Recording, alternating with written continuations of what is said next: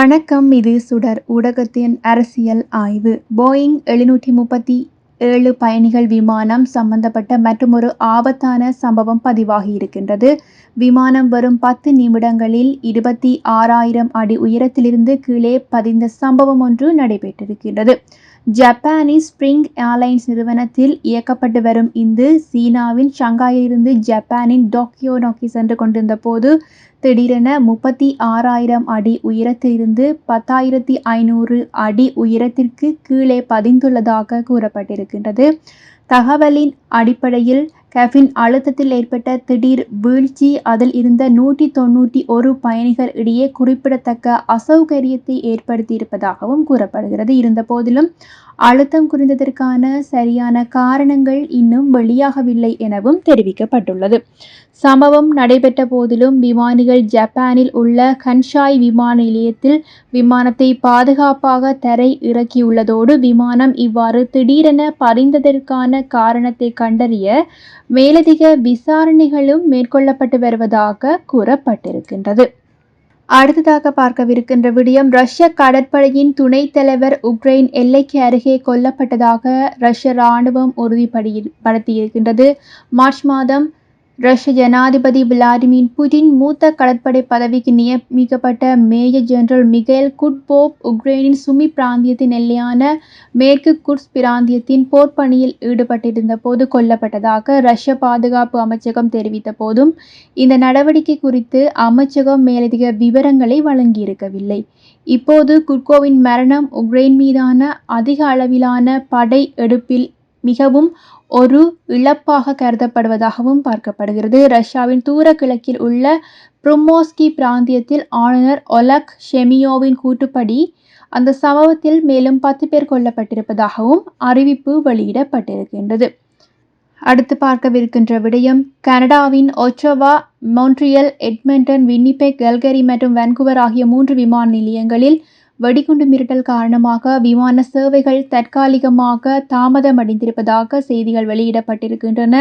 ஏர் Canada விமான நிலையங்களின் வலைத்தளத்தில் ஏராளமான விமானங்களில் புறப்படும் நேரங்களில் 1 மணி நேரம் அல்லது அதற்கு மேல் தாமதம் ஏற்பட்டதாகவும் கூறப்பட்டுள்ளது.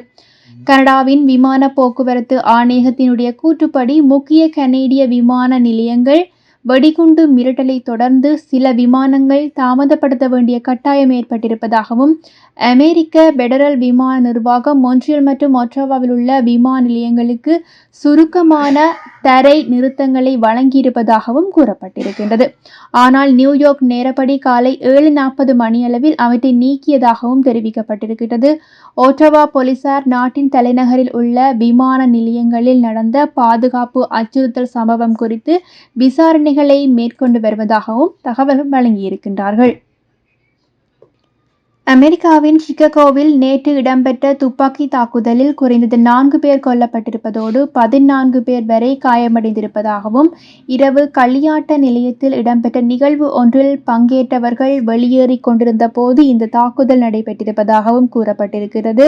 இரவு 11 மணியளவில் குறித்த களியாட்ட நிலையத்தில் நடந்த விபத்திலே இந்த துப்பாக்கி பிரயோகமானது ஏற்பட்டிருப்பதாக கூறப்பட்டிருக்கின்றது. சம்பவத்தின் போது 24 வயதிற்கும் 27 வயதிற்கும் இடைப்பட்ட 4 பேர் உயிரிழந்திருப்பதாகவும் தெரிவிக்கப்பட்டிருக்கின்றது. துப்பாக்கி தாக்குதலுடன் தொடர்புபட்டு எவருமே இதுவரை கைது செய்யப்படவில்லை எனவும், அதே நேரம் சம்பவத்தின் பின்னணி குறித்து எந்தவிதமான தகவல்களும் வெளியிடப்படவில்லை என்றும் கூறப்பட்டிருப்பதாக தகவல்கள் வெளியிடப்பட்டுள்ளன. சர்வதேச அணுசக்தி அமைப்பிற்கு கொஞ்சம் கூட தாமதிக்காமல் முழு ஒத்துழைப்பு வழங்க வேண்டுமென ஈரானுக்கு அமெரிக்கா எச்சரிக்கை விடுத்திருக்கின்றது.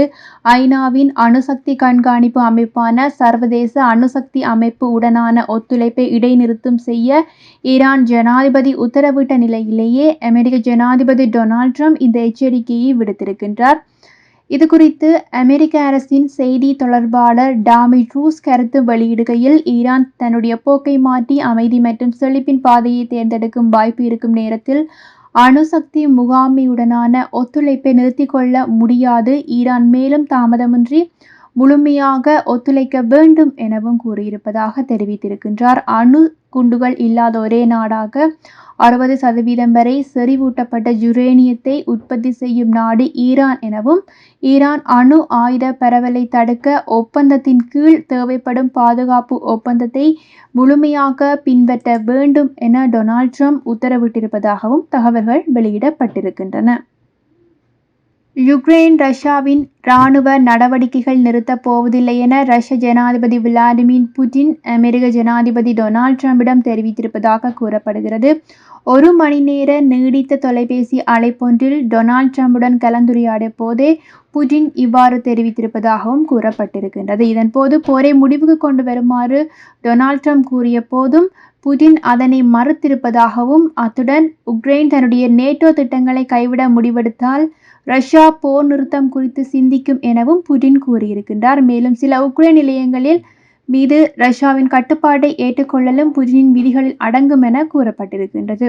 இதேவேளை முக்கியமான ஏவுகணைகள் மற்றும் ஆயுதங்கள் உட்பட சில இராணுவ பொருட்கள் உக்ரைனுக்கு அனுப்புவதை அமெரிக்கா தாமதப்படுத்தி வருகின்றமையும் குறிப்பிடத்தக்க ஒரு விடயமாக பார்க்கப்படுகிறது. அணு ஆயுதங்களை கைவிட வலியுறுத்தியதாக அமெரிக்க, இந்திய, ஜப்பான் மற்றும் ஆஸ்திரேலியா ஆகிய நாடுகள் அடங்கிய குவாட் குழுவை வடகொரியா கடுமையாக சாடியிருப்பதாகவும், வடகொரியாவிலிருந்து சைபர் அச்சுறுத்தல் இருப்பதாக கட்டுக்கதைகளை அமெரிக்கா பரப்புவதாகவும் வடகொரியா தகவல் வெளியிட்டிருக்கின்றது. அணு ஆயுதங்கள் கைவசம் வைத்திருக்கும் நாடுகளில் வடகொரியாவும் ஒன்று என்பதனால் இதன் காரணமாக இதுவரை எந்த நாடும் வடகொரியாவில் சீண்டவில்லை என்பது முக்கியமான ஒரு விடயமாக பார்க்கப்படுகிறது. சமீபத்தில் ஈரான் விவகாரம், இஸ்ரேல் தாக்குதலை அடுத்து மோதல்கள் வெடித்திருக்கின்ற நிலையில் அணு ஆயுதங்களை கைவிட வேண்டும் என பொதுவான கோரிக்கைகள் முன்வைக்கப்பட்டிருக்கின்றன. இந்த நிலையில் அமெரிக்க, ஜப்பான், ஆஸ்திரேலியா ஆகிய நாடுகள் அடங்கிய குவாட் குழுவையும் வடகொரியா கடுமையாக சாடியிருப்பதாக கூறப்பட்டிருக்கின்றது.